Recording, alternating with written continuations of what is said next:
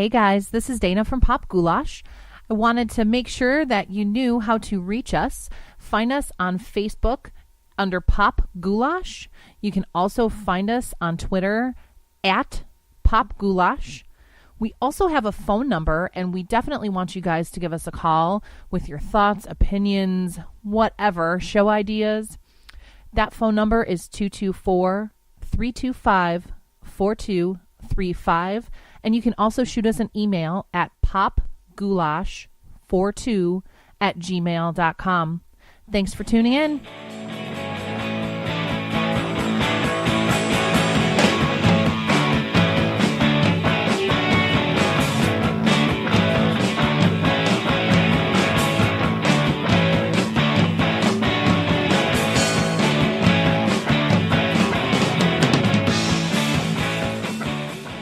Strap on your ear goggles, bitches. It's time for Pop Goulash. I'm Reuben, and Dana is still away on assignment, being better than everybody else, trying to get that nursing degree and totally getting her ass handed to her by her anatomy class. But she said to tell all you bitches hello, and she's looking forward to coming back. She just needs to take a couple weeks to make sure that she can get through this class without pulling her hair out, without murdering producer Jake, and still trying to remember to wash and bathe herself and feed the dogs. But in the hood cave with me this week, I've got, oh man, honestly, I'm going to totally make this dude uncomfortable now, but seriously, one of the greatest human beings I've ever met in my entire life. And I've known this man for going on the better part of 20 years as well. Met at the record store.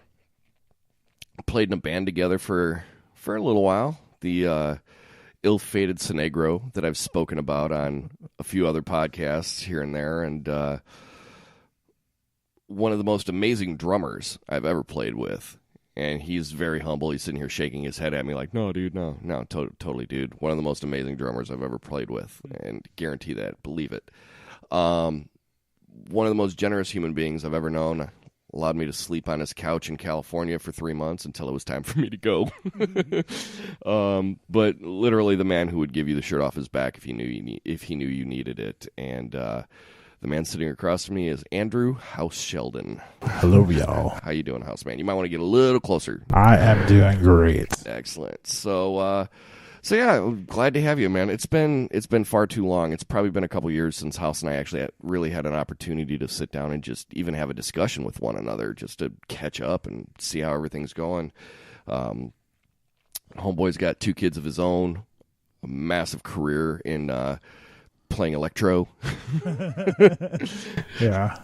Now having kids and wives and jobs and stuff kind of gets in the way of, even good friendships, and that's a terrible thing. But we're here now, and absolutely we're gonna wrap it down for you folks. Right. And one interesting fact, and it's become, just such a thing that like House was actually the one that introduced me to The Big Lebowski. The Big Lebowski. I had never seen it before, and House was living in California at the time, and newly married, too. Rather recently married. Yeah. And I flew out for spring break one week, and flew out, and he picked me up at the airport, and we ended up sitting in your apartment in Huntington Beach, eating pistachios, playing Tony Hawk Pro Skater 3 for what felt like a couple days. And he's like, dude, have you ever seen The Big Lebowski? And I'm like, The Big LaWho? Because it had just come out on DVD or something at that point. He's like, dude, we got to watch this. I'm like, will it, dude? It is no dream. Oh, so yeah, we watched that, and now it's become such a ingrained part of my life that, yeah, it's just one of those movies, man. And producer Jake, that he's Dana's husband, comes in. He runs the boards for us sometimes. He's actually a dudist priest. I'm not sure what that is. He is an ordained minister in the Church of Dudology. No kidding. Yeah, it's one of those internet churches, but he can legally marry people. So awesome. Yeah, so he is a dudist priest in the Church of Dudology. That is awesome. But yeah, so we've it's been a while, man. I think I think the first time you even met my wife was right after we got back home from Vietnam. Yes, it was. And it was one of your kids' birthday parties. And there was like 100 people there. I think it was crazy. Asher's. It was in Batavia. Yeah. It was Asher's, would have been his well, it was 5th birthday party. No. Bounce houses, yeah. Because we moved there in 2012. So. Yeah, okay. And he was born in 2007, so it would have been his 12th birthday party because it was like a week after we moved in. Like, I think there was still boxes and stuff sitting in our living room. Possibly. I don't know. We never went into the house. We just kind of like, we flew in and I saw some Facebook thing and Anna, your wife, was like, hey, Asher's birthday's coming up, or it's going to be today. And I'm like, well, we'll be horribly jet lagged, but we'll swing through because we're going to go see. And it's the saddest part about all of this. As Kirsten's folks live like a mile from you guys. Yeah, we've talked about that 100 times. Yeah, it's just tough, man. It's tough. Coordinating schedules and everything. Yeah. So in true Pop Goulash fashion, what have you been consuming in this last week? Well, for the most part, music-wise, been listening to a lot of Americana. Mm-hmm. I started, doing elliptical in the morning. I get up at 3:15, by the way, to do elliptical. And this Americana thing popped up on like your Apple Music list, and I started listening to this Americana mix on Apple Music and started veering off and exploring albums as you do. Like whom? Let's see, I got back into like Wilco. Okay. There's a lot of Wilco on there, and I can't even remember the name of some of these female singers is what I've been kind of turned on by lately. Is there's a girl on there, first name is Sarah. I could probably take a look. And I explored her album, and then there's another lady named Patty Griffin. Patty Griffin for sure. Yeah, she was on the Oh Brother Where Art Thou soundtrack, wasn't she? I think she had one song on there, or she was part of a. I think she did one or two songs on there with like Alison Krauss and That's a possibility. I just explored her, and I'm trying to think of the other guys on there right now, but it's been kind of an eye opener for me. I've liked the band and Grateful Dead and that kind of stuff all my life. It's all Americana roots based, and so just to come back around and kind of see some of the new stuff that's coming out, and just revisiting some of the old stuff is kind of neat. Yeah. Well, in that vein of the Americana style, like I just recently found out that found this artist called Chris Shiflett, and I've known about Chris Shiflett forever. I had no idea he put out solo records. He was the lead guitar player from the Foo Fighters. Oh, no kidding. But he's released like 3 Americana albums. The most recent is called West Coast Town. Dude, this album's incredible, and it's like totally like. Chris started off in this band called Me First and the Gimme Gimmes, I think. Or no, he was in a band called No Use for a Name, which was like a punk rock band, Yeah. And from there he joined the Foo Fighters. And I'm like, all right, he's a rock guitarist, He does punk, he does this, badass stadium rock that the Foo Fighters have grown into doing. And then somebody, I can't remember who recommended it to me. They're like, oh yeah, Chris Shiflett's been, he's been doing like country music. I'm like, what? That's crazy. Really? It's cool to see people like that when they delve into all their influences, Oh yeah. And they start to excel in all of their influences. It's really neat to see. Yeah, it's pretty sweet. So did you come across the name? Yeah. Okay. So the Jayhawks. Oh yeah. Which I had never heard of before, which I'm ashamed of myself, but dude, they played the Roundhouse not too long ago. Within the last 2 years or so, they played the Roundhouse. Yeah. Yeah, they're really good. They started listening to a couple of their albums. Really good stuff. They got I have one of their albums, and it's excellent. It's got it's the one that has Miss Williams guitar on it. Dude, I love that record. I think Avett Brothers too. Avett Brothers are good. Very good stuff. The one song that's on that Americana mix is a little bit. The Avett Brothers are a little bit too, I don't know, laid back for me. I like more when you're listening to Americana, the stuff that kind of moves, Yeah. But very good stuff though, and I've also been consuming not to move away from that, but I've also been consuming a lot of podcasts lately. I don't know if that's something you discuss? Oh yeah. No, So- like that's the cool thing that I've found about the podcasting community is that we totally are like. It's almost kind of like the microbrewery community. Like we totally lift each other up. We promote each other's podcasts.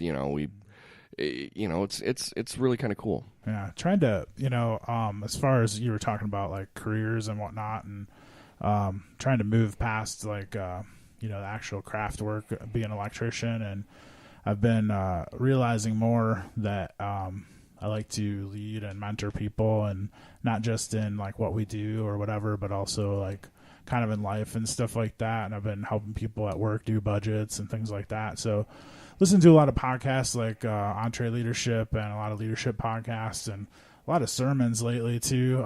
Mission Church from Roselle. I don't know if you've ever heard of them. Pastor John Peacock. He's a Willow person. He actually he stepped out of Willow as a associate pastor there and started his own church called Mission Church, and he's a really powerful speaker, really good. Right on. Really like hits you between the eyes type of stuff. So anyways, a lot of podcasts like that. And then it's awesome that you listen to like stuff that has meaning to it, a little bit of meat, and I just listen to podcasts with dick and fart jokes in it. Yeah. No, I'm trying to be more intentional. I guess, being a parent and stuff, and has kind of turned me, and Anna. Anna's the one that kind of got me back into faith and stuff like that too.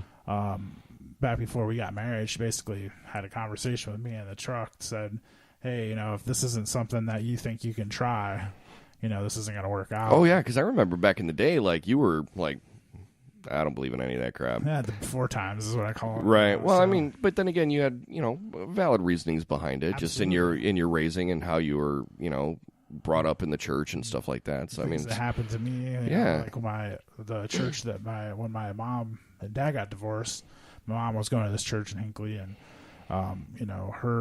they, like, stole a bunch of money from her and split in the middle of the night. I don't know if I ever told you that story, but yeah, so I was kind of disenfranchised with the whole idea of religion for a long time, but I started to learn, and I think just maturing and growing up, you start to learn that you can't judge everyone by the actions of one person, so right. When you start lumping groups together, you start to become prejudiced because you're prejudging people based on another person's Absolutely. actions. So trying to get over that and get past it, because it's made me a better person and kind of open my eyes to a lot of things. So I'm trying to be intentional about how I talk and influence, and as my influence has gotten more and more at my job with people and with the company and stuff, I'm trying to be more intentional that way too, to just try to make things better than they are when you get there, Right. Sometimes that's more difficult than it sounds, it's kind of simplistic to talk about that, but then when you actually get action, there's people that say they want change, and then when you turn around, they're all gone, Oh, I understand that. I mean, like, and it's weird because, like, I've always brushed on the topic of faith here, and I'm not one to really bring it out or talk to people about it, because I know that in the Bible it's like, go and make missionaries of men, or your disciples of men. I look at it this way, I'll put it out there, be like, if you want to talk about it, we'll talk about it. Otherwise, let's I'm cool with you believing what you believe, and I even had a friend of mine after I started going to church, like, I don't know how to talk to you anymore. I'm like, fucking talk to me like you've always talked to me. I'm still the same person. Right, I'm still me. I just have this new aspect of my life. We had a couple friends that we made through our church, River City Church, and they stopped going. And I was cool with that. Like, it's not for everybody, but I still want to be their friends. And like, they totally stopped hanging out with us. And we're like trying to reach out to them, and they just kind of ignore us now. But it's kind of weird how religion kind of changes everything. Like more than most things, it's crazy. Yeah, it is a little nuts, man. Like, and even recently I've found my faith kind of evolving. Like, I don't know, like, I believe what I believe. I still believe in the Christian faith and stuff like that, and a lot of the tenements of it, but there are times where I'm just like, maybe some of it's bullshit. Not all of it. That's the whole part of having faith, but like, there are just some aspects of it. I'm like, really? Really, you believe that, but you believe this. There's, I think that the church as a whole, when you talk about the Big C church as far as Christianity goes, is like we need to have more unity without unanimity, right? There's going to be things that people disagree on in any kind of relationship, including, a religious type of relationship, right? So I think that as far as like, if you want to be in any type of relationship, you have to have some sort of unity without unanimity, because you're not going to agree on everything. Right. And it's kind of discouraging to me that that these whole sects of Christian religions and all religions, they pull one thing out of context, and then they drill it, right? Mm-hmm. So my wife Anna, she calls it the essentials, and she's kind of been the one that's kind of fostered this in me and stuff like that, but she's great at breaking things down when it comes to that, as far as like what the essentials are. Like, why don't we need to just focus on the essentials? Because I always am off on tangents. We've been doing that for 20 years, right? Going off on tangents, and as we are right now, and focusing, but having trouble focusing. But she brings it back to simplistic terms, and it's pretty cool. She calls it the essentials. Yeah, like it's more because I've been listening to a couple podcasts recently. One of them is the Drunk Ex-Pastors, and the other one is called the Inglorious Pastards. And both of them are faith and spirituality based, but they're also, people that have been a bit disenfranchised with the church. Specifically, even more so with the Inglorious Pastards. Like I think they're out of Bloomington, Indiana, but they were church planters, and then over the course of however many years, they became, gay affirming. They were like, look, I don't care. It doesn't matter. That stuff is like, but when they finally came out as being like, hey, you know what? We think God loves gays and we don't have a problem with them. And, a couple other things here and there where it was just like, people like to put their tent poles under, and they kicked those tent poles out, and their church is just like, yeah, we're going to find somebody else to take your place. You're not wanted here anymore. Yeah, and if you think about like what Christianity is about and what, you're supposed to become more like Jesus, right? And I think when Jesus walked the earth, he loved everybody the same, and like actually was drawn towards outcasts and drawn towards the marginalized and all that kind of stuff, and which in our society, it's a shame that people are still marginalized. It's a shame that we haven't evolved as people to not marginalize people for sexual orientation, social, injustice and all that kind of stuff. It's a shame that we're still, as a people, haven't evolved past that, Mm-hmm. Well, one of my favorite memes of all time is that painting of Jesus doing the Sermon on the Mount. And it shows like a little word bubble. It says Christ says, he's like, treat others how you want to be treated, love your brother like yourself. And then somebody like in the crowd's like, what about the gays? What about the drunks? And he's like, let me fucking start over.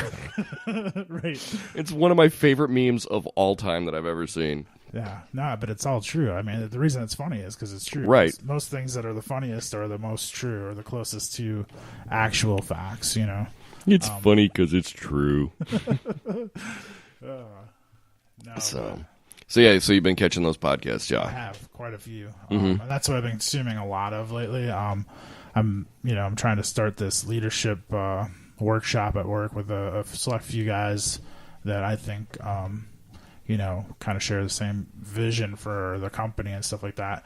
And that's kind of like where my heart's been resting lately, and my mind and everything. I'm kind of actually itching to get something done that seems more purposeful, because right now I'm running a refinery electrically for the company, like a group of guys that basically do maintenance at a refinery, and like the whole oil industry altogether kind of sucks my will to live. So like doing work there is not satisfying my need to make things better, right? And so I'm trying to find all these side outlets to kind of satisfy my soul while I'm sitting there, doing maintenance at an oil refinery. Right. So that's what all these. I think that's why my consumption has been more focused on those type of podcasts and kind of soul building more than in spoken word, more than music lately. Right.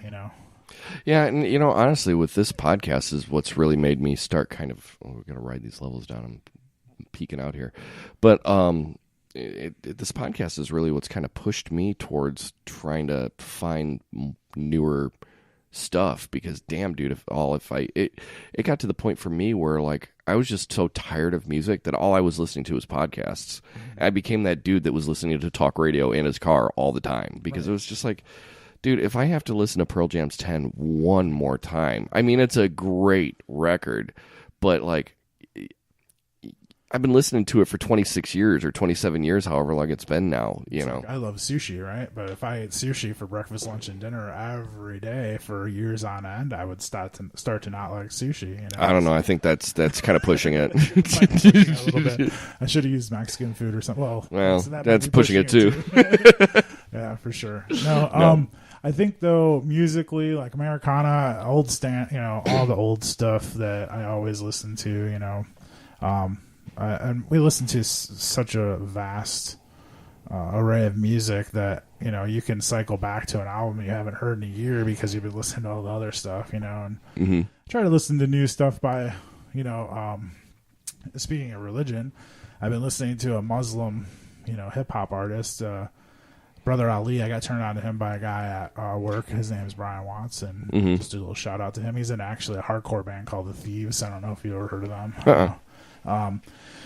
But he's an awesome guy. He actually wanted to start a band with me. My drums are at his house right now. Oh, really? Actually, yeah. And he wanted to start a band. He wanted to be a surf hardcore band, if you can imagine. Oh, yeah. I can see that. And so I went over there and we jammed for like one session, and then, you know, with work and life, we just never got back together. And that was 3 years ago. Oh my gosh. My drums are still in his basement. And so he already had a vision. He's a bigger guy. He's probably a couple inches taller than me. And just so you guys know,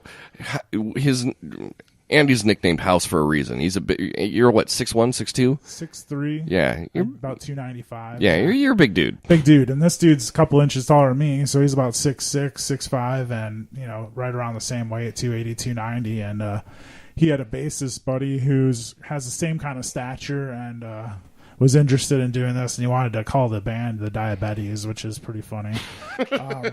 So I went over there, but anyway, he turned me on to Brother Ali, and he's a rhyme sayers, you know, with Atmosphere and Dem Atlas, and, you know, there's a couple others under the Rhyme Sayers label, but very good hip hop. And he's a Muslim artist and doesn't hide that fact, you know, talks about the Quran a lot, but even though, you know, he still has a good message, you know, regardless. Well, you know, and I'm of the mind too that, like, it's the old joke, you know, an imam, Catholic priest, and, you know, a rabbi and a Christian pastor sat down in the bar and they had a good discussion because nobody was an asshole to one another. You know, honestly, like,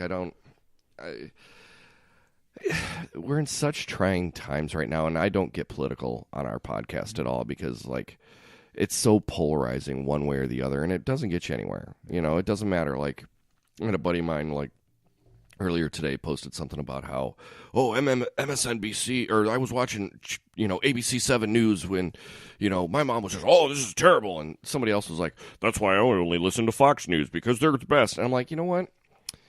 I said something to the effect of, yeah, you know, most folks only listen to the news programming that aligns with their values and what they believe politically, but really, you know, what we ought to be doing is listening to both sides, because the truth is really going to be in the middle somewhere. Absolutely. And, like, surprisingly, I was just the comments after mine were like, oh yeah, that makes a lot of sense. Yeah, that's true. You know, I was waiting for, like, somebody to be like, fuck you, snowflake, you know, but everybody's got an agenda, especially media outlets. Oh, for sure. Well, I mean, I learned that when Kirsten and I were in Vietnam. You know, everything we know about the Vietnam War is told through the lens of the Americans who were in it and came back or were there or wrote the history books, right? Absolutely. But when we went over, we actually toured we went to Cu Chi, where all the tunnels are, where, you know, like the famous Vietnamese tunnels where the tunnel rats were. We went to the Vietnam American Conflict Museum, which up until recently used to be called the American War Atrocities Museum. Wow. And it's very well, because they're trying to boost a tourist economy over there. And they want Americans to go there. Absolutely. But you know, you go there and you see their side of the story, And again, the truth is somewhere in the middle. Absolutely. And, it behooves everybody to, instead of listening to something and becoming so incensed because you're not in your own echo chamber, folks maybe just need to take a time to listen and talk to one another. Like our pastor just posted today that I think he said 2 years ago he was over in Israel. And he took a trip to Israel and Palestine and actually sat down and spoke with the Muslims in Palestine. And he had like a sit-down meeting with like a Muslim leader and a Jewish leader. And they had a discussion. And he's like, how awesome would it be if like we would all just sit down and have a discussion without agendas and just talk and learn about each other as human beings? I believe that that's the only way that world peace will ever come is through religious leaders, not political leaders. My grandfather always used to say the only thing that gets in the way of government is politics, and I think that he was onto something. Oh yeah, absolutely. There's some definite truth in that statement for sure. And as far as media goes, like media is a business too, and they're a business of chaos and disaster. And if there isn't chaos surrounding something or disaster surrounding something, they're not gonna put it on their news channel, Well, it's always that old adage: if it bleeds, it leads. That's right. Absolutely.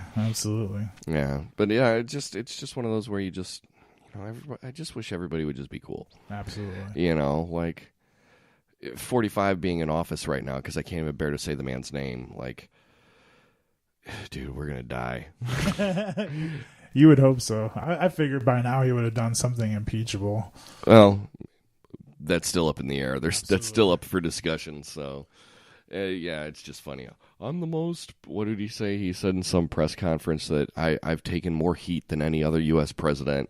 And then there was a meme that had like Abraham Lincoln and John F. Kennedy. Were like, oh really? My 6-year-old daughter. Oh, tell the joke, dude. Tell the joke. So, it was about Christmas time last year. I think we're in Barnes and Noble, and my daughter learned this joke somewhere. I have no idea. I swear I did not tell her this joke, but we're standing there and she tugs on a lady's sleeve, and the lady was probably from, Eastern Europe somewhere and didn't really understand the concept of a knock-knock joke, funnily enough. But funnily a word, I don't know, but I'm going to use it anyway. Yeah, use it. Yeah. So she tugs on this lady's sleeve and she says, knock, knock. And the lady's like, not sure. And there was an American woman with her. And she's like, just say, who's there? So the lady's like, who's there? And my little girl says, Donald Trump. And the lady's like, didn't know what to say. And the lady's like, say, Donald Trump who? And so the lady starts to say Donald Trump who, and my little girl's like, no, that's not what I said. So I thought that was pretty funny for a 6-year-old to catch into that whole pop culture of politics. Absolutely, dude. That's pretty funny. It's hysterical, really. When you Yeah. think about a 6-year-old can catch on to the ridiculousness. For sure. That For we've sure. reduced political, or government elections to, basically, reality TV. Yeah. Well, when American Idol gets more votes than the president, Crazy. that. Scary. Yeah, absolutely. And we're in trouble at that point. Terrifying. Especially considering American Idol was such a crap program. Absolutely. So, have you seen any live music lately? I did go to the Blues and Roots Festival in Batavia, which is a lot of local stuff. And that's where I bumped into you for the first time in probably a year and a half. Yeah, and we're in Kiss the Sky, which is an awesome record store. And trust me, we talk up Kiss the Sky a lot on this podcast. But they had a stage. I was drawn more towards the Roots stage because I think of my tendency towards consuming Americana. But I think my favorite act there was that Jonas Friddle and the Majority. They were like I don't know. They called themselves orchestral folk, and they had a couple of lady trumpeters and violinists and a cellist and a guy playing keyboard and trombone and drummer and a guy playing banjo leading it. His name was Jonas Friddle, actually. Really? And really just a really fun group. Like you could take your kids to. Like I'm on their. I want to get on their website and find out where their next show is, so we can take the kids and the wife. And it's just a really fun time. Just really, really good musicianship and just having a blast up there, and you could tell it. And it's fun to watch those kinds of bands play, and just a really interesting setup. With instruments and things like that. And they told a story that they got invited to this Beatlemania or something over in Indiana, and they got invited to go play there, but the stipulation is that they had to only play Beatles tunes. So I guess they sat for like 3 or 4 months and just practiced fiddle tunes with their instrumentation, which they played a couple, which their arrangements are fantastic. Mm-hmm. I would recommend them to anyone if you see them. Jonas Friedel and the Majority. Very good stuff. Right on. You catch anything else recently? I know it's if you're anything like me, it's really tough. It is really tough, and I think the last thing I saw before that, live music wise, was probably the Grateful Dead. What was that? 3 summers ago? Over the when they did the Grateful Dead 50, yeah, with Trey on guitar. Yes, and that was fantastic. I had a blast. I ended up giving my Sunday night tickets away to a friend of mine, Ryan Rogers, who wasn't able to get tickets, and my wife got mail order and she called in, which that's like unheard of. So we decided to share the good fortune with the buddy who wasn't able to get tickets. But the third and fourth were fantastic. Being 40 years old, 2 nights is, especially going down and walking to Soldier Field and all that kind of stuff. 2 nights is enough nowadays. Used to be able to do 3-4 night runs. Right. Go to work. The right. Next day. Not now. I had to take the Monday off even. That recovery period. Absolutely. It's way longer nowadays. Yeah. Like I find myself like I can go to maybe 2 concerts a year. Just for the affordability factor of it too. Because damn it, if they're just so freaking expensive anymore. They are.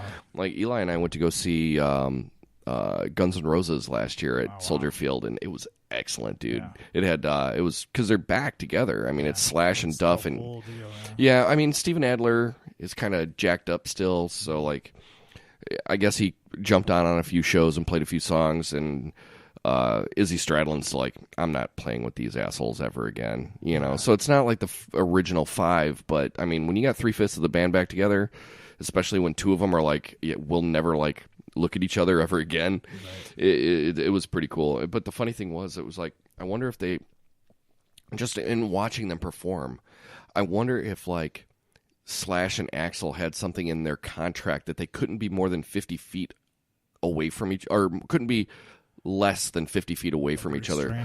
Yeah, like, because they were never close together through the entire show. Like, they were always, like, at opposite ends of each other. Like, one would come to the left, the other one would have to go to the right. So, yeah. I mean, hey, whatever makes it work. But power struggle. As long as you can see them. And it's kind of like taking your kid or for a ride in your first car, like the first car you had, and you're like, oh wow, for car guys it'd be like, oh, my first car was that 73 Mustang Fastback, and I'm gonna go take, I want to get one so I can give my kid a ride in it. It's the same way for people who are music nerds, to try to take your kids to those high school bands that they were into. Oh God, could you imagine me trying to take Grayson anywhere in that blue Geo Metro that I used to have? Fantastic vehicle. with all those bungee cords on the hood. Absolutely. Actually, in my high school, I think you would have fit into the shitty vision club. I think you had to have at least 1 cracked windshield. You had to be leaking at least 2 fluids, and had to have at least 2 door dings and some rust on your vehicle. And I think you would have fit right into. Oh, yeah, most definitely, because the hood wouldn't latch anymore. That's why I had all those bungee cords on it. Yeah. But yeah, no, Eli and I last week. Or was it 2 weeks ago at this point? It would have been 2 weeks ago. We went to go see Tool. Yeah. Oh. Oh, dude. I actually talked to another coworker of mine that went and saw him, and they had the same reaction you did, just without words. Yeah. I mean, they haven't had a full-fledged tour in 12 years. They haven't put out an album in 12 years. Mm-hmm.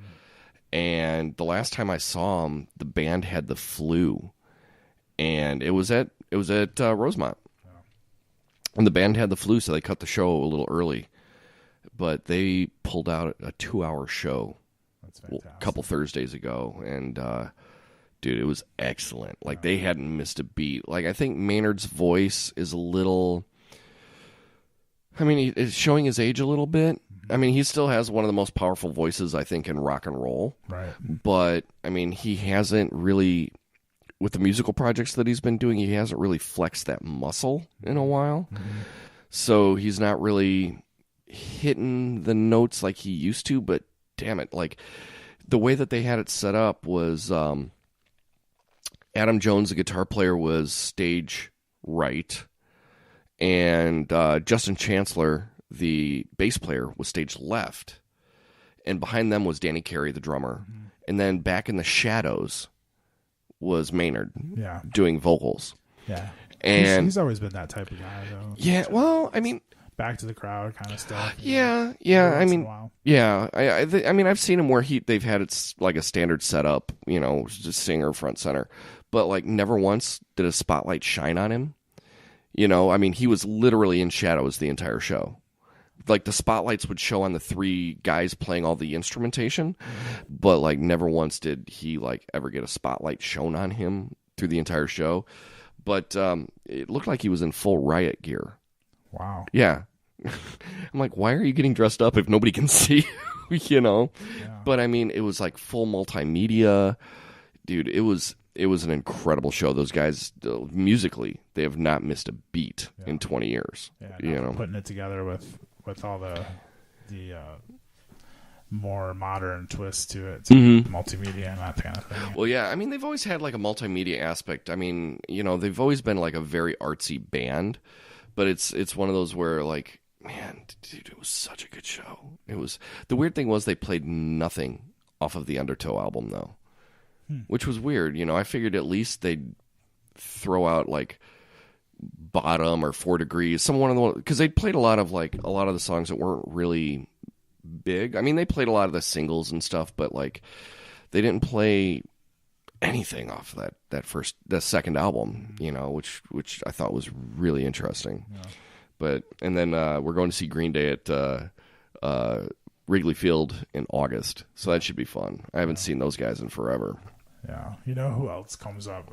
And just to talk about shows that we've been to together, and bands that you've introduced me to is, I remember going to see Kings of Leon, and they kind of pop up on that Americana type music a lot. And I just remember we went and saw them at the Metro, I think. Right? Yeah. It was like really small venue, man, and I was completely impressed, and have been ever since. I think that they put out a lot of good stuff too, and even since they toured with U2 and Bono got to them, but still, they still put out decent music. So, the last album they put out, that Walls album, I don't feel that album whatsoever. Like it's like gets more and more wussy. Every album they put out, like you think back to their first album, it's like super. And I'm that guy though. I'm like the primary guy. Like we were talking about.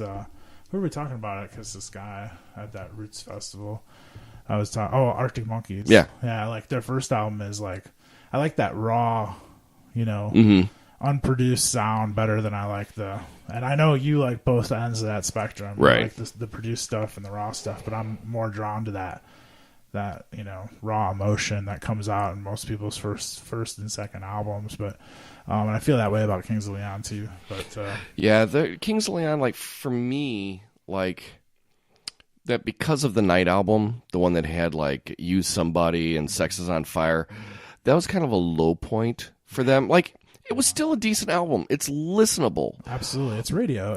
Yeah, definitely radio but, album. Like I also learned, I believe it was that album that, I believe Jared is the lead singer, the main songwriter. He had broken his hand before recording that record, so most of those songs were written with a broken hand, which is probably why a lot of the guitar riffs and stuff like that on that album are really kind of rudimentary. Yeah. But like the album they put out after that was Come Around Sundown. Yeah. And that album, like when they put it out, like I remember reading articles in Rolling Stone and Spin about it. They were talking like, oh man, they got big stadium drums and like a lot of country swagger on the album. I'm like, all right, this sounds like it could be listenable. Yeah, it sounds like it could be a pretty badass album. And then I played it and I'm like, this album fucking sucked. Yeah. But the weird thing was, they put out that Mechanical Bull album after that. And that kind of got them back to, not quite the Shake Heartbreak second album worth, but definitely before they got like closer to it. Yeah, it was closer to that, kind of like an in-between point for him, and it was a great record. Like, that album was an amazing album. So I actually went back and listened to Come Around Sundown, and Come Around Sundown now is one of my favorite albums by them. Kidding. Yeah. I haven't re-listened to that in a long time. I'll have to go back to that. Dude, what was the one song? Mary? Dude, that song is incredible, dude. And then there's another one, Pickup Truck, that's on that album. Dude, that song is like kind of like one of those. It's like, isn't that the one they had the video for? It was like literally like they were in a pickup truck and they drove up and there's like, you know, the hot girls. It was like almost like a beer commercial. It's possible. I don't know. Like, I haven't watched MTV in years because MTV stopped showing videos. Right. I don't even remember where I saw the video, but it might have been on YouTube or something. It's very possible. But yeah, but that Come Around Sundown album, man, dude, it is fucking badass. I'm going to listen to it on the way home, yeah. But like, because then, like, I saw when Walls was coming out, I pre-ordered it, and I'm like, ooh. Yeah. And now, I think I've listened to the album once all the way through, and I'm like, you know, it's like the last two Pearl Jam albums for me. I'm just like, dude, I feel like Homer Simpson sitting on the Glen listening to REO Speedwagon, or no, Bachman Turner Overdrive, just telling them to get to the working overtime part. You know, It's like, just play your old stuff, nothing new. Right. You know, like, I just have such a hard time with that new album. But, you know, it's one of those I'll probably like spin it in a year and I'll be like, oh, this album is really good. Wow. Why was I such a dickhead about it? You know? Absolutely. But yeah, but like, dude, because I can't remember. Did I turn you on to Arctic Monkeys, or was that something that you fell into on your own? Actually, I didn't even fall. I don't fall into anything on my own.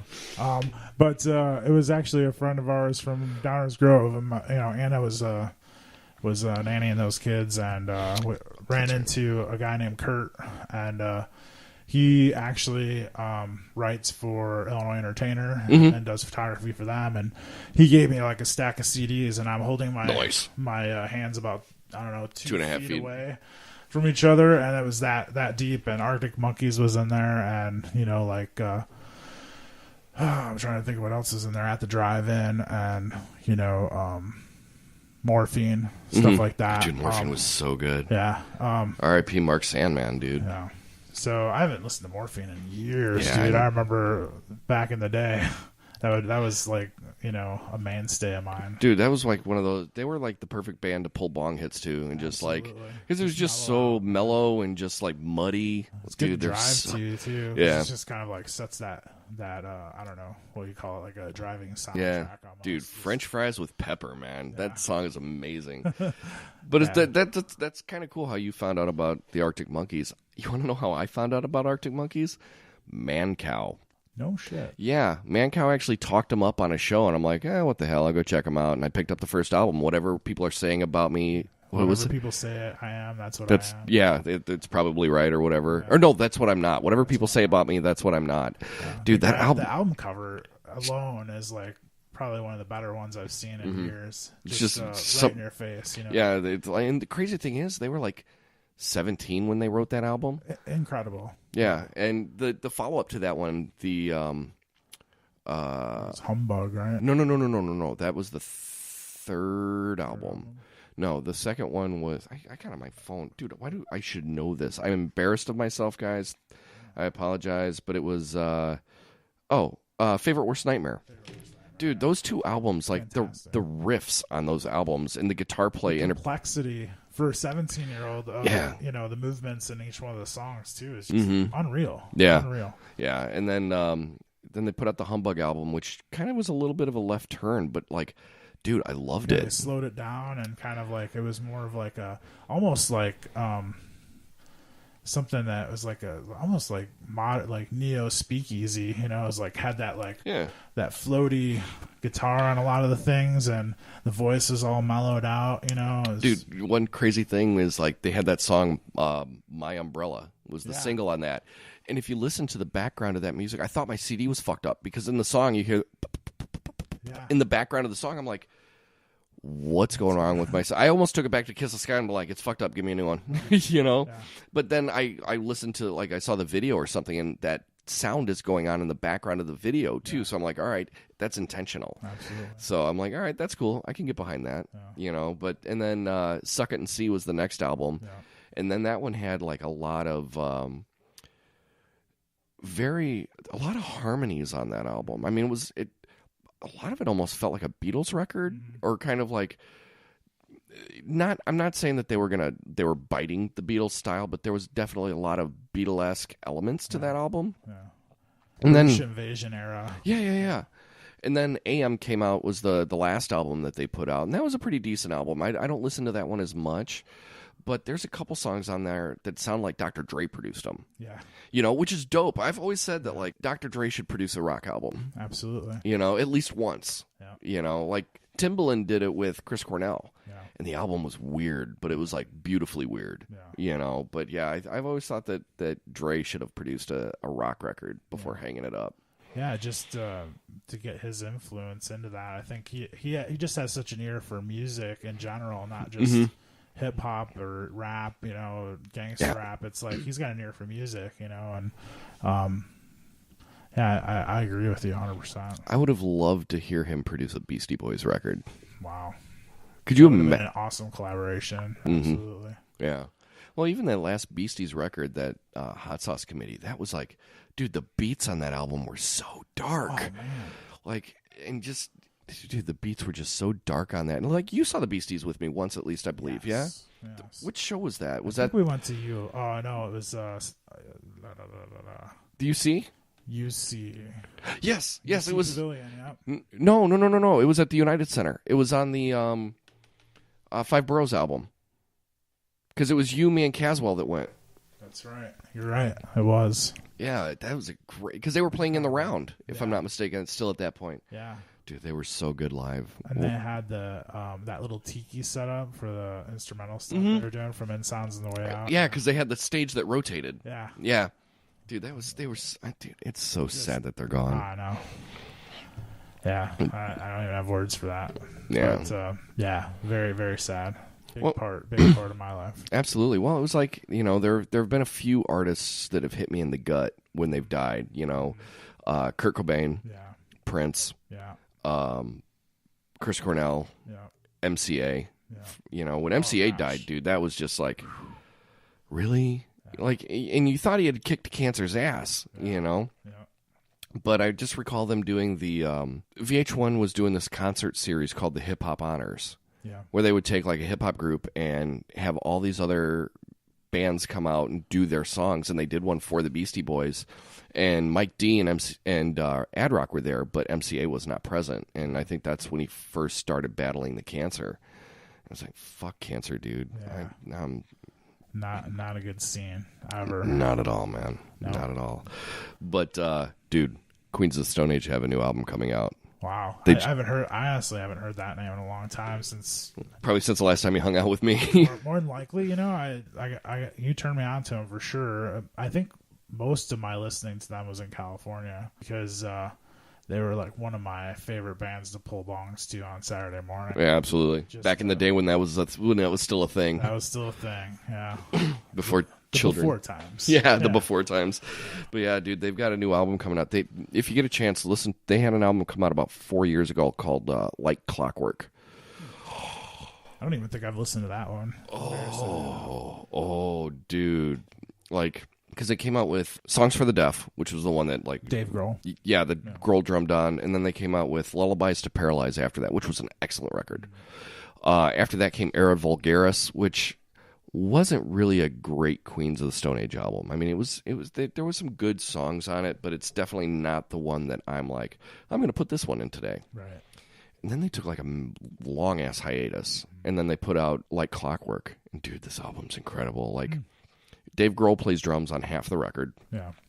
And he's Midas. Oh, dude. Everything he touches. Yeah, and whoever it was that was talking shit about Dave Grohl on the Pop Goulash podcast page, go fuck yourself. Because I'm sorry, like, look, that is a man who is strictly motivated by the music. Absolutely. Like, and he's just at that point in his career, he does what he wants when he wants to do it, and he does it all the fucking time. Yeah, just because you're jealous doesn't mean that. Yeah, right. Don't be a hater. Well, but then again, you want to hear something crazy, and I'll get back to this Like Clockwork album here in a minute.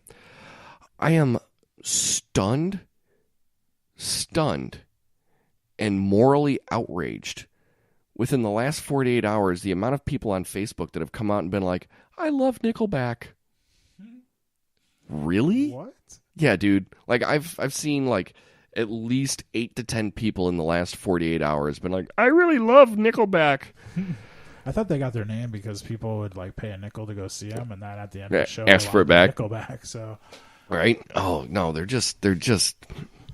are so many better Canadian bands to listen to. But yeah, I'm just morally outraged. Like, righteous indignation towards all of those people. Yeah, that is a perfect term for that. Yeah. But yeah, so on this Era Vulgaris, or not Era Vulgaris. Ugh. Like Clockwork. Yeah, on this Like Clockwork album, Trent Reznor comes through and doesn't sing, but he plays keyboards on a couple tracks. Elton John is on a track called Fairweather Friends, and he plays piano, and you can actually hear him singing background on it. And he was very stoked to do the album because he said, well, you guys finally have a queen in the Queens of the Stone Age. That's hysterical. Yeah. And then... You gotta love Elton. Oh, yeah, but the album's incredible, dude. Like, the first track is Keep Your Eyes Peeled. Not the best opening track ever. But after that, dude, the album just rips. Yeah. Like, they've got a song on there called Collapsia, which is just, it starts off kind of dreamy. Did you ever get into the Them Crooked Vultures? A little bit. Okay. There was that one real dreamy kind of song that was on that album as well, and it really, like, picks up on this. And it reminds me of that. And Collapsia gets really, like, it's got this whole dreamy thing going on. And then, like, you just hear this feedback, and the guitars just kick in, and they just kick ass for the chorus. And then it gets really dreamy and weird again. Dude, like, they play that loud, soft, loud dynamic, and they fucking kill that song, Absolutely. Dude. It's amazing. Definitely worth your I love worth those your while. Dynamics. Dude, seriously, like, I was talking to Charlie Memphis last week, the guy who was my best man at my wedding. Yeah. His son, Charlie, was in last week, and we were kind of talking about the how I feel about Foo Fighters and how they really, like, hit that dynamic, and they do the dynamic so damned well, except for the double album they put out, where it was all loud stuff on one album, quiet stuff on the other album, and that was just like, you should have just mixed them together, and it would have been, like, great. Because those dynamics is what makes you feel that music right in your chest. Yeah, like, you can't, look, seriously, it's kind of like your sushi analogy. Yeah. You can't run on 10 the entire time. No. You know, you have to have, like, you need to breathe every now and again. No, absolutely. So that's, dude, you definitely check that out. Like, I think it's coming out in July. Okay. August, I think. It's coming out in August, because I know that it's, the first single is actually up on Apple Music right now. It's called, let's see, The Way You Used to Do. And it almost sounds, well, here, all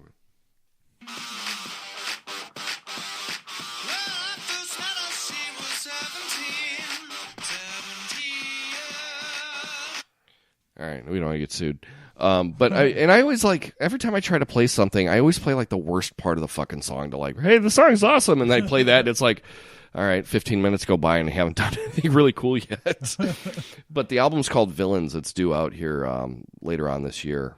But I'm stoked about it. Like, anytime they put out new music. Have you heard Wheeler Walker Jr.? No. Dude. I've heard the names. Oh, it's so dirty. But it's like true country music. Yeah. If, like, Eazy-E wrote it. Okay, I think I have. I think the guys at work were playing YouTube videos of this guy. Dude, there's Does he have a song about titties and, like, oh yeah, you know, going to sleep in some girl's titties. Oh yeah, yeah. Okay, that's the guy. Yeah, he's got a song on his first album called "Eating Pussy, Kicking Ass." Yeah, dude, my favorite verse on the whole album is, like, the last verse on the album. He's like, so I met this girl and I took her home and I paid the money, and then he's like, I knew something wasn't quite right. And then I saw she had a dong, but I already paid, so I sucked his dick and I kicked his ass. That's wrong on so many levels. Oh, it is, but dude, but it's hilarious, man. And I found out about him because he's been popping up on podcasts. He's got a new album out, and it's just as good as the last album. But it seems like society as a whole is really drawn to straightforward stuff nowadays, like that, you know. Well, and it's people just being honest, you know. Yeah, and it's like, dude, seriously, like, it's like the dirtiest music I've listened to in quite some time. Like Since Pig Vomit. Yeah, dude. Seriously. Or that one original Snego song we had. Wait, did we have one? BPH, yeah. Dude, it was funny, like, when Stevie was doing when they had that benefit gig for him, I was, like, hollering out all the old Snego songs. He's like, dude, I don't remember them. I'm like, I can remember at least the names, man, you know? Yeah. But, yeah, that's another one, man. It's sad. A weird era. Yeah. There's a lot of tension during that era, but still, we had good times. Yeah, we had a lot of fun. Dude, you remember that one time we were practicing in your mom's basement, and there was that beer can, I took a swig of it, and there was like a bunch of cigarettes in it, and I fucking vomited. Yeah. Yeah. Oh, or that one time that we played that one club, I can't even remember where it was, but like it looked like we were playing in a disco somewhere because there were mirrors all around us. Yeah, and it was like the smallest stage. It was like the size of that desk over there. Yeah, and I believe that's when John was playing with us. We had actually had two drummers. House and John were both drumming at the time. And I think John actually had to have his kit set up like on the floor like next over to it. by a booth or something, I think it was. Mm-hmm. It was hilarious. Yeah. Dude, but still the highlight of all of that for me was when we played autos. Yeah. Yeah. When we did the Wednesday nights, I think it was open mic. Well, that was that one night that you came home from California. Yeah. And you, me, and Nick, my roommate, just showed up at Otto's one night, and we just jammed on stage for 15 minutes, and that was a blast. But no, Sinegro actually played at Otto's one time. I don't remember that. It was like right when I first joined a band. It was right after Danny broke my guitar. Oh, your Jags thing? No, the black one. Oh. Yeah, because we were practicing over at Shamrock. Yeah. And yeah, all the guitars fell off the bed of my truck. Asshole, I had a gig bag. Yeah. Like, why would you put that one on the bottom? Yeah. Morons. Yeah. Guitars still don't play right. Yeah. Did he end up paying to have that fixed, or did you? No, Yeah, I had to pay to get it fixed. Unreal. Yeah. That sucks. But still, we had good times. Absolutely. Good times. Good times. But yeah, that was always the highlight of that whole era, was that one time I got to play autos with a band and actually didn't get paid for it. Or, anytime we got paid and Danny's like, oh, I bought this bass pedal or this $50 cord. I'm like, dude, I need a $10 cord. Like, and his dad bought him the Hartke 410 and the head and all that stuff, and then he'd spend all the money we made on either liquor. Dude, remember how many times that we would walk out of a show and not get paid for it because they would drink up the bar tab? Absolutely. And you and I would have like one beer, and then Steven. I wouldn't even have a beer. I wasn't even legal to drink at the time. That's right. Like, I think by the time I quit the band, that like I turned 21 shortly thereafter. It wasn't called Malo's when we played it. We played there quite a bit, right? Yeah, Riley's Rock House. Riley's Rock House. It used to be Malo's, yeah. Yeah, because we played there for a Halloween gig. Yep, we did do that. I do remember that. Yeah, because that's where like the monitor in front of me was dead, and I'm like, "Hey, this monitor's dead," and the sound guy's like, "Fuck you." Yeah, remember that? What was that place down on? It was on 25, across from the golf course there. That was the one where Steve like set his guitar down and walked out. No. That was over on Farnsworth. That was Mike and Denise's. Oh, Mike and Denise's. Because that's like nobody showed up except for Eli's dad. Yeah, so he was like, yeah. He got no. That's when he got mad. He picked up the guitar and he slammed it down on the ground, and that's when like Danny came up to him and he's like, "You ever do that again?" Yeah. Crazy stuff. Anyways. Well, that's when like we were playing all those like really shitty covers of Dead tunes. Yes. Because like they were always like oversimplified. Yeah, because they were simple. They were 3-chord songs, and then like since then, I've learned that I probably could have played guitar better on those songs than the people we had playing guitar. Well, as far as Stevie's concerned. Yeah. We're not talking ill of the Dead, but seriously, he wasn't that great of a guitar player. No, and 3-chord songs like Bertha and I can't remember the other ones I used to play, but 3-chord songs and just slaying them, can't even unrecognizable. Yeah, and that's because that's when the guy with the bartender came up to me and he's like, "Could you guys do any covers?" I'm like, "Dude, we're doing nothing but covers. I think we had like 3 original songs." Yeah. Oh man. I mean, hindsight's 20/20, but we should have been doing way different stuff than we were doing. Yeah, well, all you guys were, and it was funny too because I was like the sore thumb in the band because you guys were all like the hippie kids, and here I am like in my shiny pleather pants and like just totally punked out. Yeah, I'm just all punked out, and but Oh man. Then you got Ziegler. He always brings an interesting element to all the things that he touches. Yeah, man, I miss that guy. I wish he was around. Me too. You know, John, if you ever listen, dude, we love you, bro. Yeah. You know, Let's hang out. Sure. Come back from PA and hang out with us for a day, man. That'd be rad. Absolutely. Or call us when you're in town. You know, but yeah, I've known that guy forever, dude. Yeah. Forever, like 25 years easily, going if not farther back. You know. Yep. But that's then, and that was the one cool thing we had going for us, man. We had 2 drummers. Mm-hmm. There were never any bands that you would see that had, except for like maybe Dark Star, but they had to, right? You know, they're a dead cover band. You know, I mean, come on, you need 2 drummers. But I mean, and I think that we could have done a lot with that in hindsight. You know, like especially as John and I clicked pretty well too. Oh like, yeah, we played well off of each other, and we could have done a lot of different things with that we didn't capitalize on. You know? Right. Like, as far as drummers are concerned, you guys interwove your beats together much like, well, I like Slash and Izzy did guitar riffs. Yeah. You know, for Guns N' Roses, it was flawless. Yeah. You know? We listened to each other and we took each other seriously, too. That's right. the other thing. And we were never competing for one to be better than the other. We were just trying to make it work as best we could, you know? With everything else that was going on around you. Yeah, absolutely. And that's, you know, and because I always remember, like, you know, Danny'd be like, dude, do you know this Allman Brothers song? And I'm like, no.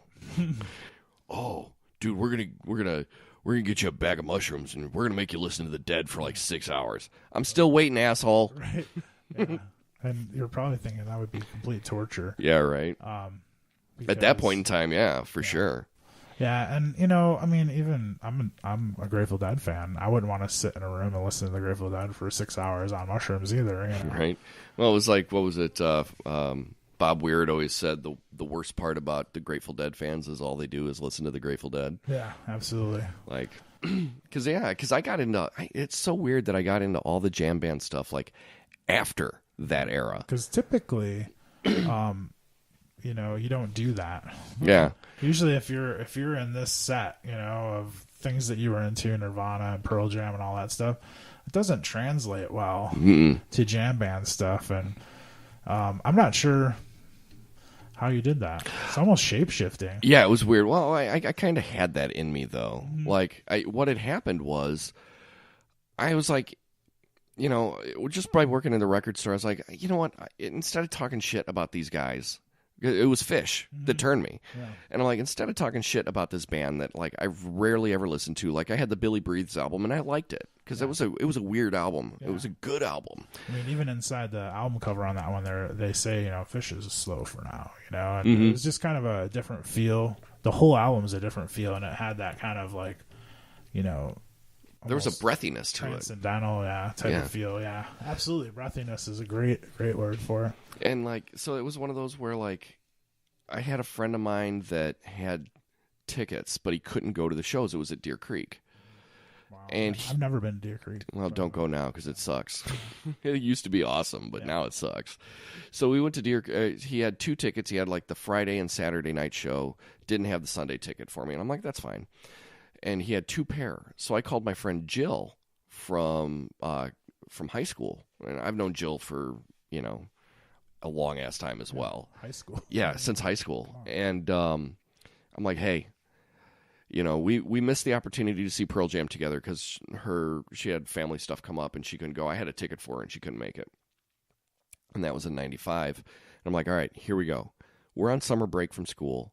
I've got 2 extra tickets to go see Phish at Deer Creek. Get your ass here. You've got an extra ticket. You don't even have to pay me for them.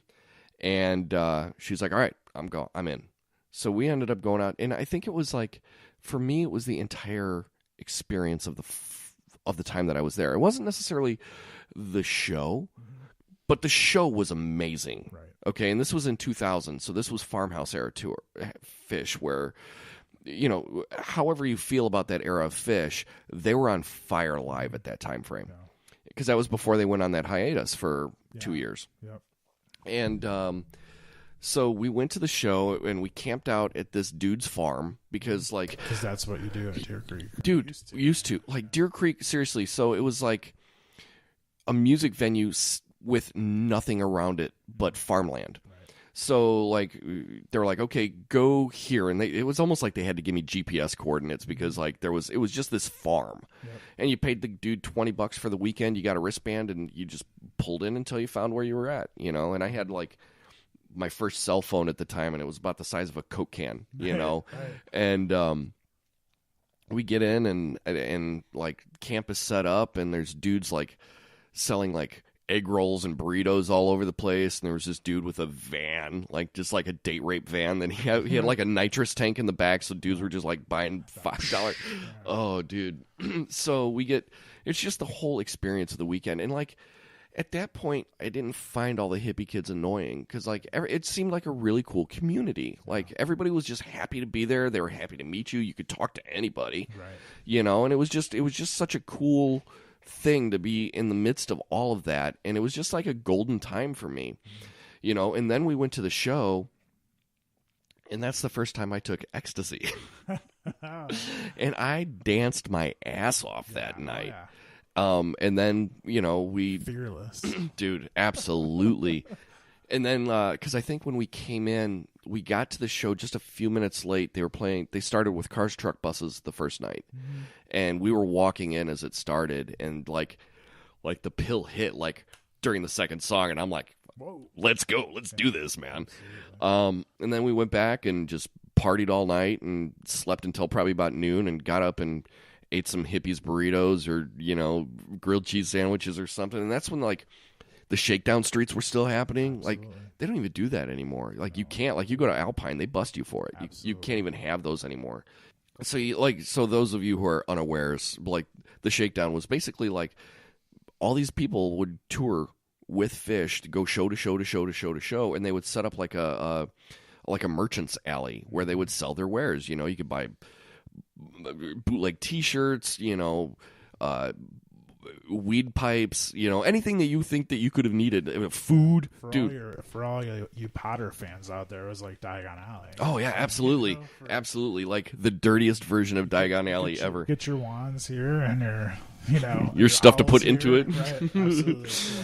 But like, dude, you know what though? What I miss most about Phish shows is the lot food. Yeah, dude, lot food was so amazing. Absolutely, the best grilled cheese you've ever eaten in your life. You know, the best veggie burritos you've ever eaten in your life. Right? Yeah. Did you ever see the guy that did the massive egg rolls? I did not ever have an egg roll. Oh, dude, there was this one guy who was set up in the middle of the woods at this farm, and like he would make an egg roll the size of a Chipotle burrito. Jeez.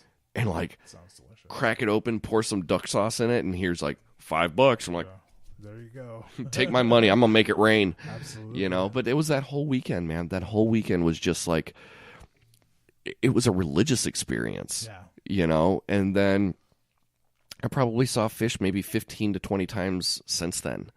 You know, and I saw him a couple years back, and it had been a while. And it's remember we went to LA Coliseum? Yeah, that was the first show back. From the hiatus. Yeah, it was on Valentine's Day. Yeah, and I walked out. Yeah, you were so mad. It was terrible. You were so mad. Yeah, I thought they should have tried harder. Well, they were, looking back on it, they were probably pretty fucked up that night. Yeah, and at the time I had already like you'd kind of written them off in on Widespread Panic at that point, and was more they were appealing to me more because Phish was kind of, and always has been, like a good time band, you know, like they didn't sing about camaraderie or, you know, have those heartfelt songs really. It was all about, like you said, taking ecstasy and having a good time. The interesting thing is the last few albums that they've put out, like Joy and Round Room, because I know you fucking hated that Round Room album, but like Round Room and Joy and Undefined or Undermined, and then the newest one, like that's kind of the direction lyrically that they've gone, but the music isn't the same. Do it, you know, like like they just don't do it well. No, they should stick in their wheelhouse because they're just not. They can't be heartfelt. Dude, they've turned to dad rock. Yeah, like they're totally dad rock, and like I saw them and it was good, but it wasn't great. No. You know, and I saw him, yeah, I was sober, but I've seen Phish sober a bunch of times, and they were amazing sober as they were, like as much as they were when you were wasted, you know? And I don't know, like, it just felt like their heart and soul wasn't into it, right? You know? And it's like their, you know, they have to make a living now at it because they've chosen that career, and they're not really into it anymore, but they know that that's the way that they chose to make money, and that's what they got to do now. And I get that too. Like, it happens. Yeah, like they're coming back.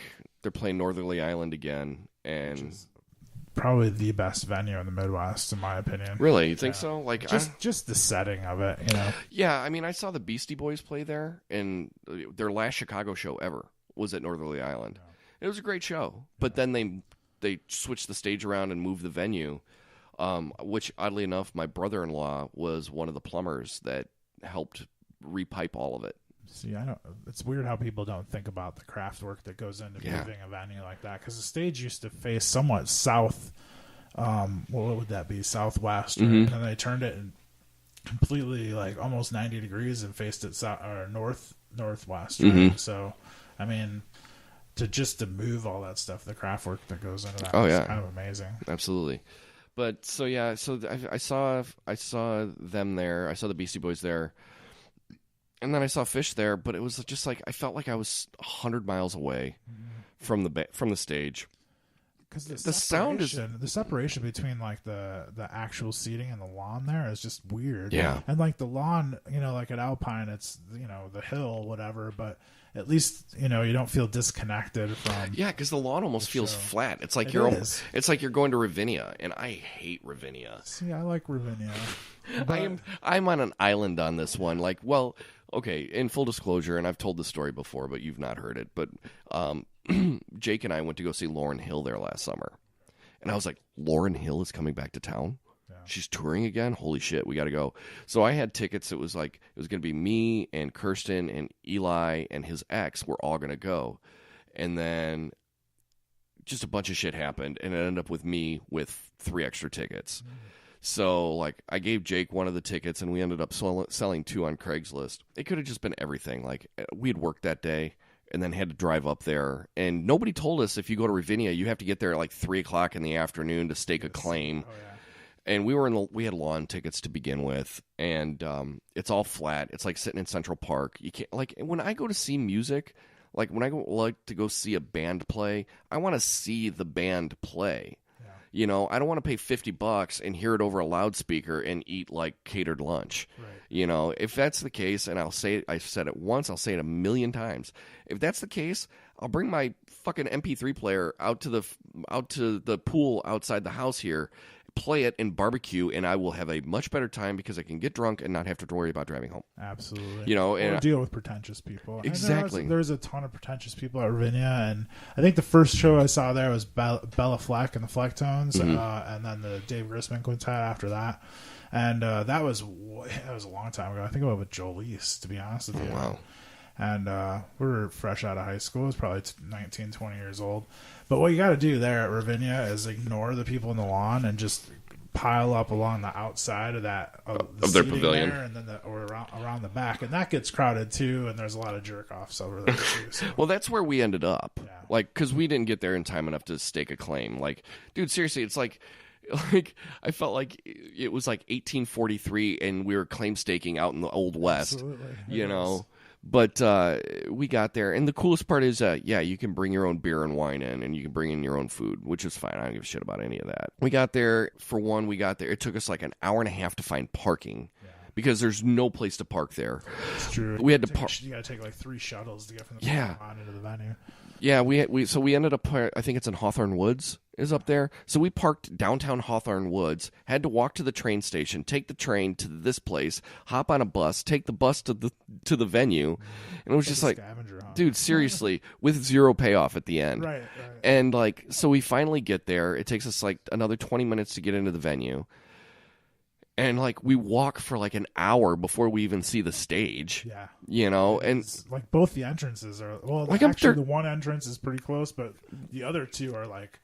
You have to walk through an entire park to get to... and literally... You could even see the stage. It's crazy. Yeah, that's where we walked in at. Yeah. So, like, we're, like, walking through all these idiots, and, like, seriously, I'm looking, and, like, these people have, like...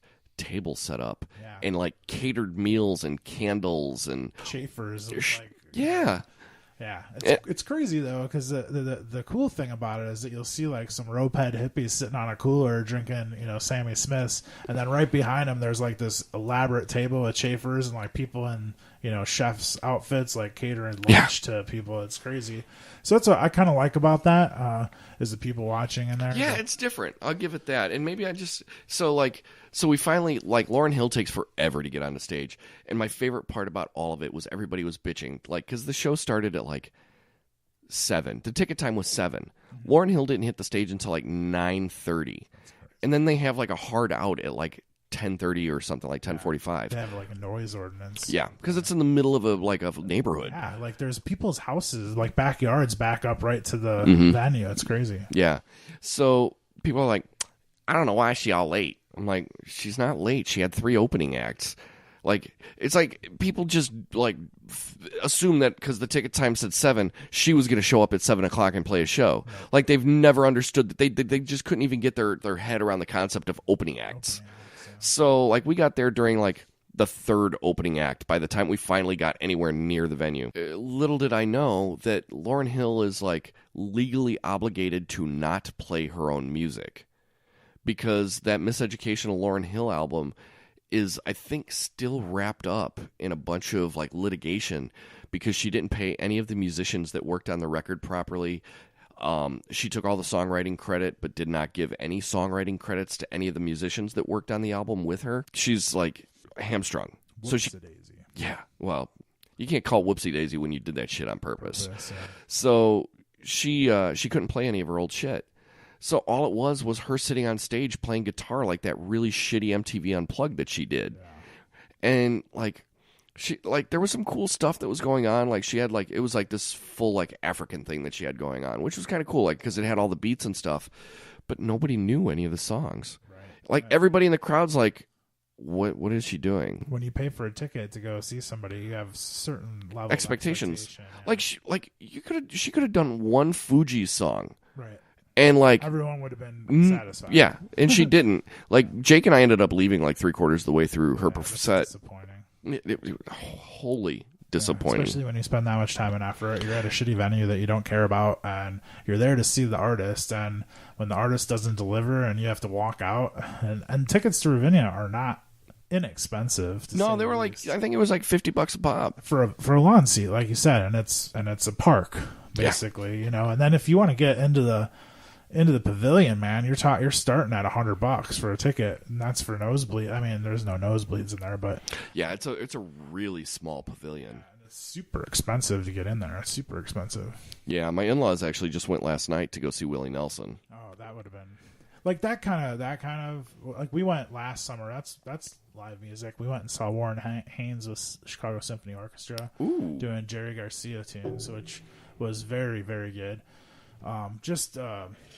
For that kind of music where you're there for the sound. Like, I've seen Warren Haynes 100 times. Yeah. I've seen him at Metro. I've seen him, I've stood within, 4 feet from him playing, a bunch of times. So, like, I wasn't there to be in his grill, right? I was there to enjoy the symphony orchestra with Warren Haynes. And so with that kind of a venue and that kind of a atmosphere, it wasn't, that's what Ravinia is about. Like, if you really want to enjoy Ravinia, you have to get a pavilion ticket. If you want to go there and like hang out with I was hanging out with my wife, drinking a couple beers. We brought some snacks and stuff, and kind of just listen to the music, and that's kind of what that's about. So we went and saw that. We went and saw that on one weekend. The next weekend was Mavis Staples and Bob Dylan. Oh, nice. But Bob Dylan's become a crooner, and I don't really care for it, to be honest with you. So I mean, he's done what he needs to do. He should be able to do whatever he wants. Absolutely. Now, but I just don't care for it. I thought Mavis Staples was awesome. Mm-hmm. She's just got energy, even in her 70s. It's just crazy. Oh, yeah. Really, really good. And then I don't know if you watched that Netflix thing about Mavis Staples. You should check it out. It's got like basically it's Jeff Tweedy is producing like one of Pop Staples, like a song that he put down, and he's like reproducing it and stuff to release a single, like postmortem or whatever. And it was kind of about that kind of train and following Mavis around a couple of her venues. It's a really cool documentary if you've never seen it. I'll have to check it out. I just got done finishing up Orange is the New Black, so I gotta have something else to watch. I think I got one more episode of F is for Family to watch on there. But dude, have you seen F is for Family? No. Dude, you need to watch F is for Family. Do you watch Leftovers? It's an HBO. You know what? I watched the first season. Yeah, it was excellent. Yeah, it's about the 140 million that disappear or whatever. Mm-hmm. Some people think it's the Rapture, and other people think it's aliens or whatever. Very good show, and we're almost through the third season now. I think this is the last season, actually. I think we're in the third season. I think they're gonna have one more season, which is the fourth season. Also, Game of Thrones. Dude. I can't wait for that. But yeah, no, when the Leftovers first season came out, I was enthralled, dude. Yeah. That was like the first season of True Crime or what was it? True Detective. True Detective, dude. That first season of True Detective was. I've never watched True Detective. Watch the first season. Yeah. Skip the second season. The second season was absolute dog shit. Yeah. The first season was where it was at because it was just existential and like just weird. And Woody Harrelson and what's his nuts? The Lincoln Lawyer. All right. Oh God, what's his name? Matthew McConaughey. Yes, yeah, dude. Those two play off of each other amazingly well. But that first season of Leftovers, I watched it. I was like, dude, this is amazing. It's fascinating. Yeah, the whole concept is really fascinating. Well, it was based on a book. Oh, no kidding. Yeah, so I had actually rented the audiobook from the library, and it followed ish, but at the end of the first season was the end of the book. Okay. So, and they never wrote a sequel book to it or anything else. So everything else that's come out has just been fabricated. Yeah. And I tried to watch like the first 2 or 3 episodes of the second season, and I'm like, they're at this weird farm, but I don't know why they're at this weird farm, and I don't know what's going on. So I just kind of dropped off of it. Yeah, no, I think the second and third seasons are equally as fascinating, but in different ways. Mm-hmm. Right? So now you're getting into like, there's almost like this messianic figure and Kevin Garvey and stuff like that now, and they're like, was that the guy that was knocking up all the little Asian girls? No, that was Wayne. So okay. He was. I don't think he was more of a prophet type figure. But now Kevin Garvey was the police chief from Mapleton, and like kind of the main character. And, yeah. So they're trying to play him off as like this messianic figure, like he can't die now. And really. Jordan, which is a town they go to in Texas, to where no one would departed. I don't know if that was in the first season. No. I think that it's equally fascinating, and it's one of those things that it's like a forced binge watch. It's one of those where you're sitting up at night and you're like, I could do one more. Yeah. And next thing you know, it's 1:30 in the morning, and you right. should probably go to bed. That's how I was with Orange is the New Black earlier this week. We started watching Orange is the New Black, me and Anna. And it's hard for me to watch like. Anna finally got into Leftovers. I kind of just have to keep watching stuff, and then she'll jump in because she just like is in passing watching it, and then she gets interested. But like Walking Dead will not watch it with me, and I think that show is pretty good. Yeah, it's gotten a little far fetched in the later seasons, but you know what though? I've been reading the comics that it's based upon. Like I don't read Remember Chad. Yeah, my brother-in-law. Yeah, he's like super heavy into the comic region of that. Yeah, and I don't read them week or month to month. Like I'll just buy the books because it's 5 issues in a whack, and like I've got 27 of them sitting on my shelf over here because they've got over almost 200 issues. I want to say I think they're at like 187, 188 at this point, and but a lot of what they're doing. I mean, that's the cool thing about it is. They are able to take what Kirkman did in the comics, but maybe go a little left with it or a little right with it. They get the general elements and they get the characters, but they're able to kind of rewrite the history of it for the TV universe, which is really kind of cool. Yeah. Like when Negan killed Glenn, dude, that was like straight from the comic book. Yeah. Like straight from the comic book. Yeah. Like I'll show you when we get done here. Like I'll show you the pages where Glenn gets killed, and like you'll look at that and you're like, holy shit, that's exactly what happened. Yeah. Like Abraham got killed in the comics well before. Yeah. Like they'll keep characters on in the TV show well long after they've been killed off in the comic. If they have a strong dramatic presence, yeah. Mm-hmm. Yeah, but yeah, dude, I love The Walking Dead. Yeah. But Fear the Walking Dead is a load of horse shit, and I don't watch it. Yeah, I've never even stumbled across it. Yeah, it kind of takes place at the beginning of the zombie outbreak, but it's in Los Angeles, so you don't care about any of the characters. Right. Yeah. Like, it was just one of those that just like I watched the first season, and then the second season came on, and I'm like, I hope they all get eaten. I hate all of these people. They're just, all of them are. The thing that The Walking Dead had for it was that all the characters are likable. Or not necessarily likable, but you have an emotion Southern one way charm, or yeah, but you have an emotion one way or the other towards them.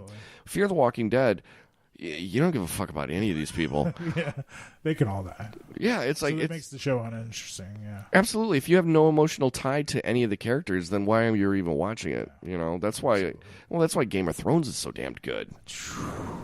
man, Dude. I can't. It's an unbelievable, epic story. Dude. I mean, I've heard an interesting theory recently because I've not read the books. I have not either. They're a bajillion pages each. I just don't have that fucking time, okay?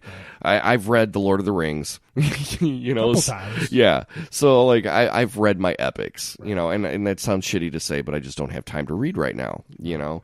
I have the first book. I just haven't had a chance to, like, delve into it. But, like, they're talking about how Jon Snow, like, the whole, or the entire series is actually, the books are called The Song of Fire and Ice. Okay. And they just renamed it Game of Thrones for the TV show because it sounds better. Sure. And the Song of Fire and Ice is Jon Snow. Okay. Because he's a Targaryen, Yep. but he's also a what was Sean Bean's character? He was He was a. oh, God damn it. I can't think of the. But yeah, but Sean Bean's character. He's a Northman. Yeah. But Oh, and everybody is screaming at their radios right now. Absolutely. Hold on. You know nothing, Jon Snow. You know nothing, Reuben Hood. All right, I'm gonna IMDb this shit right now. So hold on one second. And you might think I'm gonna edit this out. I'm not. I seriously, honestly, I so minimally edit these anymore, unless like the audio levels are really funky. Not the Lannisters. The Stark. He's a Stark. yes. So he's from the land of the ice, but he's a Targaryen, so he's of the dragon as well. So he is the fire. Ice. Yeah. So, and that's kind of where they're leading it to, but that's the theory. So he's going to be the one that's actually going to like take the Iron Throne. Game changer. Yeah. Oh, dude. That's such a good show. Like, the writing is so spectacular on that show. Like, and I'm a sucker for a show with some good writing. Did you guys watch This Is Us? We started and then we fell off. Oh, jump back. It was an amazing show. Yeah. Like, seriously, Dana and I did an entire, like, hour-and-a-half episode about This Is Us. Oh wow. Like, that show made me cry every single Every day. Or episode. Every week, yeah, every Like, week. and that's just a testament to good writing. Absolutely. You know, and I loved it. It Completely emotionally involved. Yeah. 100%. 100%. And it like the the ending of that first episode was just like the best plot twist, because like that's when you find out, like, you know, they played it so well that they're shooting it in two different time frames. Right. But with costuming and everything, you didn't know that they were shooting it in two different time frames. You know, and then like it all comes together at the end where like, oh, That's the dad. that's the dad. Yeah. And that's the black kid is with the, oh, and this guy here. Oh. Dude, and then like just Kirsten and I are just screaming tears down because she was pregnant with Bobby at the time. So completely emotional. Oh my God, yeah. But absolutely. It's a great show, and like we stopped watching it probably months ago. Well, I mean, they did take a pretty long hiatus in the middle of the season too, so it was one of those where I'm sure that, like, you know, it's on demand. You'll be able to catch it, but damn, it's worth it, dude. Another Like, thing I'm excited for too is coming out on HBO is that documentary about Dr. Dre. yes, I saw an ad for that today, dude. It looks dope. I watched the trailer a couple times, and I saw an ad again today when I was watching Leftovers. Actually, yeah, it looks like it's going to be awesome. Mm-hmm. You know, interviews with everyone. Yeah. Basically. I mean, Trey's worked with everyone, so Right. I think I'm excited about that. I'm also excited about Stranger Things. Oh. another fantastic show. Yeah, dude, Stranger Things was dope. Yeah, absolutely dope, man. That was just one of those shows that's just like, what? Yeah, just completely out of nowhere. Yeah. The Upside Down. I mean, come on. Yeah. Well, poor Barb. Yeah. Poor Barb. Jeez. Well, that's what she gets for wearing a frilly Jerry Seinfeld pirate shirt. Absolutely. Oh man, but yeah, dude, there's so much stuff coming out. Like I still haven't had an opportunity to see Wonder Woman yet. I haven't either. And I've heard like nothing but rave reviews about it, and then like if there's a comic book movie, I'm gonna go see it. Yeah. For sure. Like have you seen Doctor Strange at all? I did. We just watched that last weekend, actually. Fantastic, man. Like, the effects in that are just incredible. Yeah, it was. I thought Cumberbatch did really well. Mm-hmm. Dude, it was trippy. He's such a great character actor. There's new episodes of Sherlock, too. Yeah. And the thing about Sherlock, though, you got to have some time to invest in that because, like, each episode is a movie. Absolutely. Yeah. I was just saying that to Anna last week. I was like, there's new episodes of Sherlock. I'm like, yeah, but I don't have an hour and a half right now to watch one of them. Seriously. It's not something you can break up because there's so much happening in those episodes that you have to watch it straight through or you're lost when you come back. Absolutely. Because I think I watched the full first season, and then after that I'm just like, I just don't have enough time in my day. Yeah. Did you ever watch Black Mirror? No. Oh, great googly boogly. Yeah. Dude, you need to watch some Black Mirror. If anybody that I know would appreciate Black Mirror, it's like the Twilight Zone of technology. And it's an anthology, so every episode it's all in the same shared universe, but completely different cast, completely different story. So, but it's one of those where definitely like it's dude, like the first episode, and I'm not going to spoil anything because it's been out there and it puts it right out there in the first 5 minutes of the episode. The Prime Minister gets a note that the Princess of England, one of the princesses, has been kidnapped. And the only way that they're going to be able to save the girl, is if he has sex with a pig on national television to completion. Oh, man. Yeah, dude. Yeah. And then there's another episode where, like, one of my favorite episodes is in the newest season, because it's another BBC show. And the newest season that came out was just probably the darkest and most twisted of them yet. There was one where Bryce Dallas Howard, she's in this like kind of Stepford Wives kind of community where your entire life is based on the likes that you get on social media. And like everybody is like just so plastic to each other just to maintain like how many likes that they get. And if you get low enough, like you like drop out of society, or you can even become you can get arrested for it. Yeah, it's pretty nuts, dude. That is kind of where we're headed. Mm-hmm. So while we're on that, there's this stand-up. I can't remember the guy's name, but I know the name of the stand-up special is called Career Suicide, and I don't know if you're into stand-up comedy, but this guy's awesome. And he talks a lot about, it's basically his therapy for his mental health issues. Yeah, Chris Cathard, yeah. The stand-up's called Career Suicide.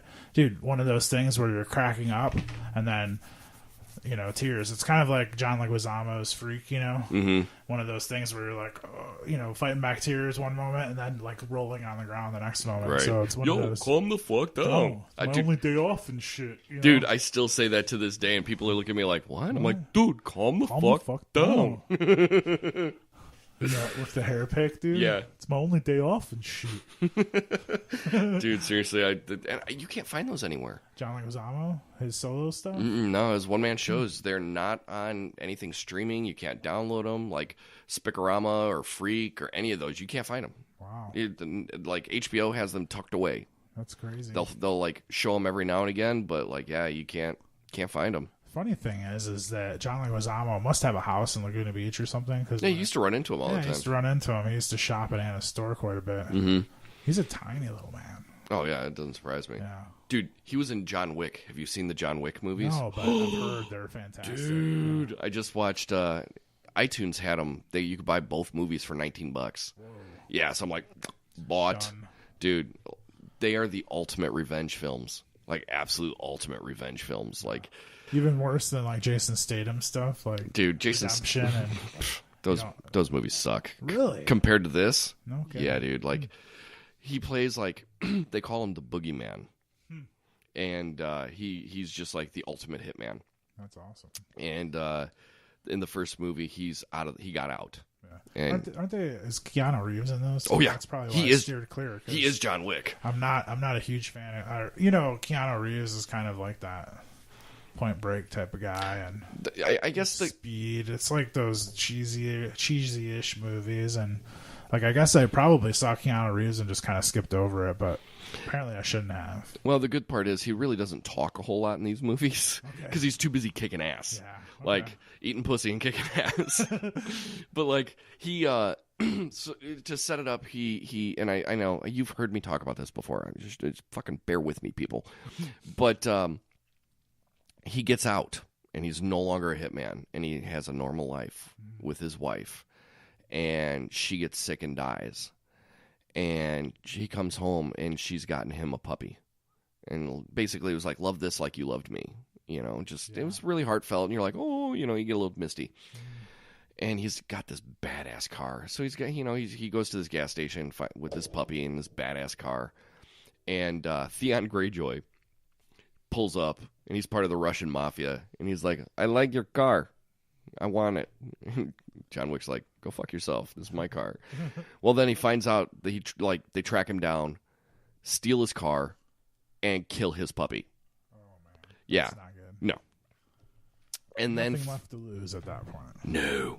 And from that, at that point, he goes down to the basement with a sledgehammer, and he starts tearing up this section of floor, and underneath it is this cache of guns and ammunition and shit to fuck you up. He unearths his skeletons. Yeah. Oh, dude. And the best part about the whole thing was after Al that comes down and the mob boss for the Russian mafia is you did what to who? Oh. You just woke up the boogeyman. Yeah. Dude, they are both absolutely 100% worth your time to watch, man. They are amazing. I always joke about calling it Keanu Reeves kills everybody. Literally kills everybody. Definitely. I think you might be able to stream it on HBO because the first one at least. I don't know about the second just came out on Blu-ray last week, but I'll have to check that out. Oh, dude. What you're describing reminds me of the Boondock Saints movies. Ish. Yeah. It kind of feels like that. Kind of that low budget production, but badassery and kick-assedom. Yeah. And they're talking about making a third Boondock Saints. I don't know how they're going to do it because Jerry Connolly, who played their dad. Yeah. He's not good, man. No, he's got Parkinson's really bad. No kidding. Yeah. So that sucks. Mm-hmm. So, but all right, dude. I just realized it's 11:30. 11:30. It's 11:30. Right. But I don't want to keep you here, dude. You're more than welcome to come back anytime you want, man. This has been a lot of fun. At church in the morning, so. Oh yeah, so it's always good to probably take out a little early. Wink. Yeah. So, but dude, I appreciate you coming out. This has been a blast. Yeah, absolutely. But definitely we'll have to have you out for a cookout sometime. I know that we've been talking about this for years now, but once I get the pool a shade of blue instead of 3 shades of green, which I'm still fighting right now, that's difficult, dude. And with the rain that we've been getting, dude, you can't keep the pH balanced. No. I just throw bars of Secret in there because apparently it's pH balanced. So, but definitely have you up. We'll throw the kids in the pool and we'll drink lots of beer and whiskey and I'll bring barbecue. Woodford's. Nice. So I'll smoke some. I'm smoking 2 chickens tomorrow. Nice. Yeah, we're You got a smoker, huh? it's a grill, but it doubles as a Yeah, smoker. I wanna So, get one of those. dude, remind me. I'll send home a half a rack of ribs with you that I smoked on Memorial Day. I will remind you. Or Labor Day. You know what? Memorial LM. I always get them backwards. It was Memorial Day. But yeah, they're in the freezer. I'll package them up for you. But yeah, dude. Oh, dude. So good. 6-hour ribs, man. Excellent. But yeah, but definitely we'll have to have you up again. We'll podcast again. Hopefully when Dana's here too, so Yeah, we can absolutely. get the third mic in here. But all right, well for Pop Goulash this week, I am Reuben. I am House. All right, be kind to each other.